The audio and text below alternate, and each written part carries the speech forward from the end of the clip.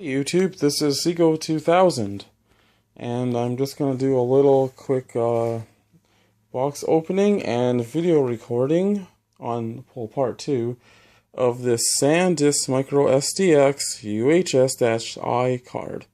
Now, as of late 2016, though this is January 2017, this, out of all the extensive reviews I did, I decided to cough up the money and get a Sandisk Extreme Plus. Now, out of this, this one should be good for mobile recording from all the reviews I did. And I can't wait to not use this phone anymore in the future, because this is exactly why I'm doing this video on using it with my new phone, which will be the Note 3. Sorry, I'm just waiting for this thing to actually focus. I wish there was an app that can do this. Wow, this phone is terrible. Look at this, guys. My Note 3 phone has a terrible camera now. Hold on. My phone is so terrible, I couldn't even simply zoom in properly on this box. Wow, would you look at that? It actually just did. You know what? I would not be surprised if some secret companies are putting crap on your phone whenever you go on the internet or Wi-Fi, data Wi-Fi, and they're putting stuff on your phone to make it work worse and to force you to buy a new phone. I would not be surprised if that's really going on, because my camera, I don't remember it being this way. For the first 2 years I used this Samsung Galaxy Note 3 phone, and all of a sudden I have to now not zoom in properly on things. Well, surprisingly, it's just showing it right now a little bit. It's still blurry, as you can see. It has a focusing problem now. I don't remember it being that way for the first 2 years I used it. And, I keep trying to delete stuff off my phone to make sure there's no spam and spyware and stuff like that. See how I can't even do this review properly right now because of how horrible my camera is on this phone. I won't be using in the future anymore. At the end of this year, I recorded about another 40 sets of videos I haven't edited, unfortunately, on my Note 3 phone with 30 frames per second, unlike the new one I'll be using with 60 frames per second. But if you're gonna buy a very fast, powerful memory card, this is it right here. I heard it strongly recommended for mobile phones to use this card specifically, especially if you're going to be using some high resolutions, maybe 4K or, like me, higher frame rate, 60 frames per second. This is the Sandisk Extreme Plus. It's not the Extreme Pro, it's not the Sandisk Extreme with HCI, or the one that says V30 on it, if I can find one of those ones. You have to be careful what it says. It has to say exactly this on it. And this one comes mainly in the 64GB model. Once again, it's getting a little blurry all of a sudden. This one right here, of course. So it has to have the 3. I forgot what all these numbers mean. I think it's. I'm not sure if that means. I don't think it means class 3. But anyways, it says microSDXC, number 3 there, 64GB Extreme Plus, Sandisk Extreme Plus. Has to say that. Those 3 sets of words, Extreme Plus. See, my phone's doing it again. Anyways, and after this video, I'm going to be making a part 2 of me trying to probably fix a broken toilet fill valve on the new phone with it being recorded on the new microSD memory card, which is this one, and then you guys can get an idea of how it is. So the video you're watching now, of course, is a 30 frame per second one on my older phone, and my newer phone, which I couldn't get the Note 7 because of battery issues, I got the S7. I would have got the S7 Edge, but I think it holds better on the Joby, my brand new Joby Gorilla iPod better, because it's more wide. Because if it was the Edge, there's less support holding it here with the device on here that holds the phone.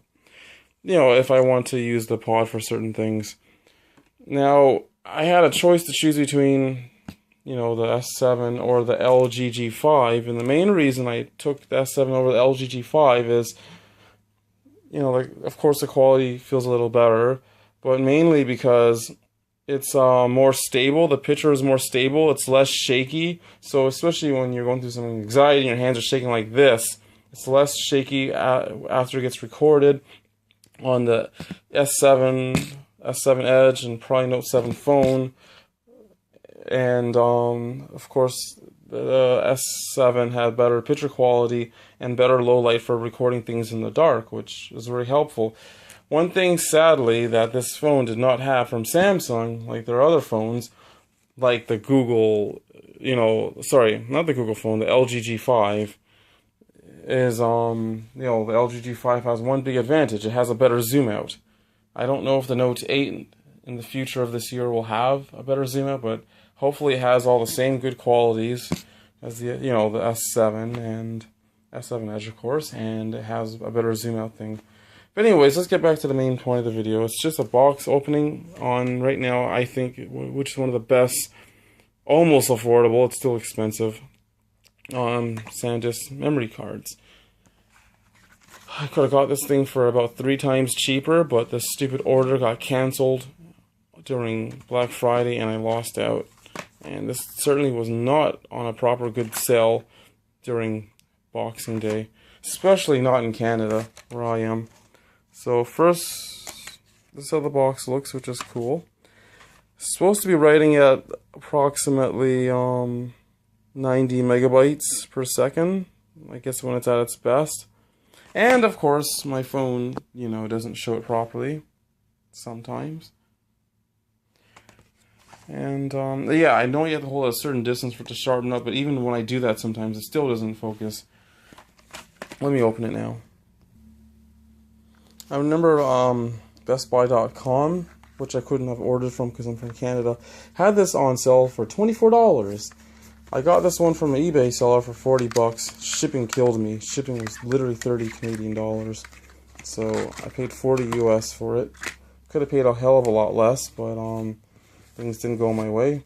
When you open the box and you pull it out, nothing else is in the box.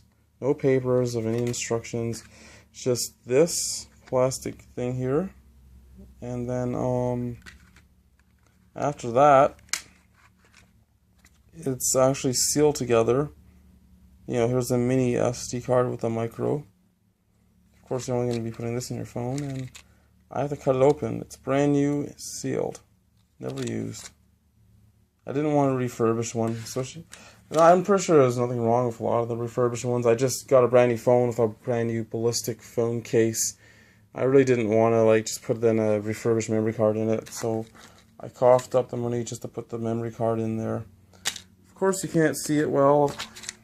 Again, I don't really want to expose this thing to sunlight, but that's sort of how it looks with all the terrible glare coming from my phone, of course. Let me just cut this open and put it inside. I kind of cut the bottom of it, then you have to peel back the plastic, and then it's exposed. Sorry. So this is the 64 gig. There it is. I'll be putting it into my brand new S7 phone, which I've never even used before. So now I'm just going to install it. The phone's so brand new, I forgot to even take off the plastic. I'm just going to snip that with the scissors and still leave it protected on it. Now I'm going to find some way to open this. Though I'm pretty sure many of you users like the new Samsung phones where the back is sealed together, I just prefer taking off a plastic or a metal tin back piece. I would have just liked to do it the old-fashioned way instead of pulling these things out like that. I prefer the old-fashioned way. But anyways, I did not put a card in it to use the phone. Like the main, like I still use my Note 3 as my main calling phone. So I guess I put it in here somehow like that. This was quite fidgety to put on, but I finally got it on. Of course, my phone is not focusing on it, and I'm going to slide it back in. A little difficult to put on, but it was okay. There it goes. You see, it just goes out like that. Terrible phone. Okay, I have it in now. I'm going to turn on my phone and see if it turns on, which it should. Oops. I think that's the power button.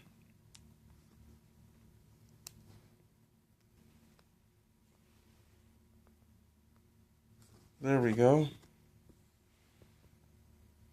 So now I'm going to get ready just to go to the option menus after I set this up and set the camera to defaultly record video files on the microSD card. And then part 2, I will then try to fix this broken toilet.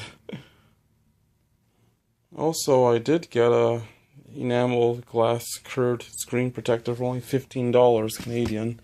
But I'm starting to wonder if this is even worth it. Because I have to tap really hard on the screen to get this thing going. But it's coming along. Finally, I have it to the desktop, so I just gotta figure out how to put the mode on this thing. I went on my way to have these people install a lousy glass screen protector on my phone. Look at this. I hit it, it doesn't... You have to hit like extra hard for it to work. And it's sticky, I don't know why. It's a screen protector, it's a piece of garbage. I wish I knew the brand name of it, so I couldn't, so I won't recommend it. I went into the camera app and it's noticing that I did add a memory card to it. So I didn't have to go out my way to find the options to change it and anything.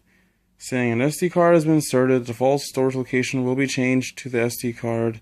Single slots will be saved to the SD card. Burst shots and pictures will be using some download camera modes which will be saved in the storage device. Okay. Alright. Whatever. Awesome. So that won't slow down my phone once it's being saved to there. Location tags. Okay. Not even sure what location tags are. It's okay, I don't need location tags. They're interesting though. Maybe I should, maybe I shouldn't.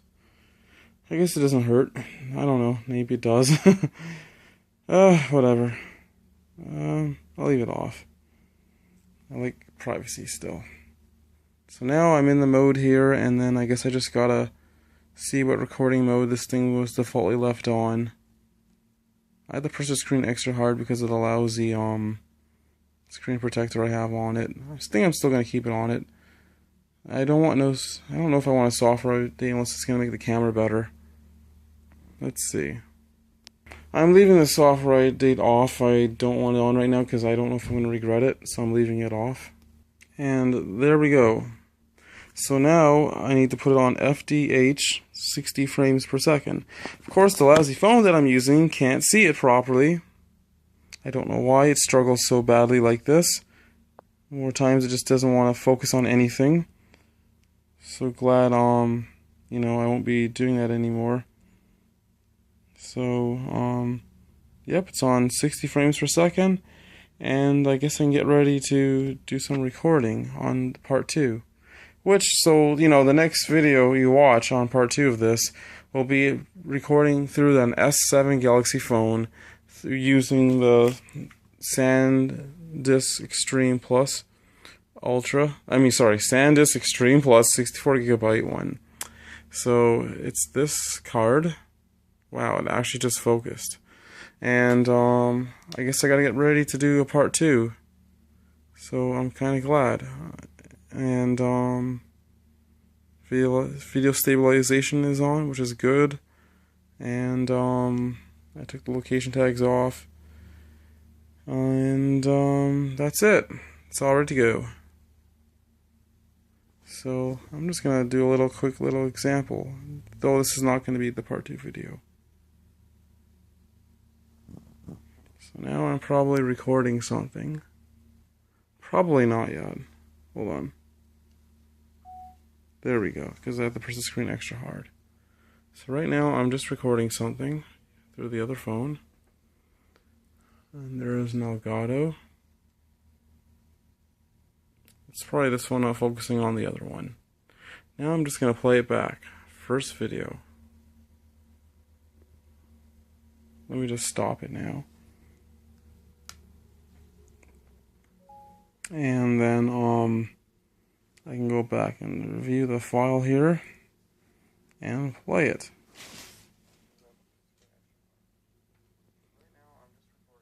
Oh, it's very smooth.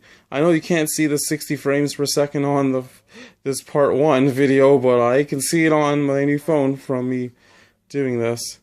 It's coming out slower and choppier on my Note 3 and smoother on the S7 as I'm watching both screens at the same time. It's pretty awesome.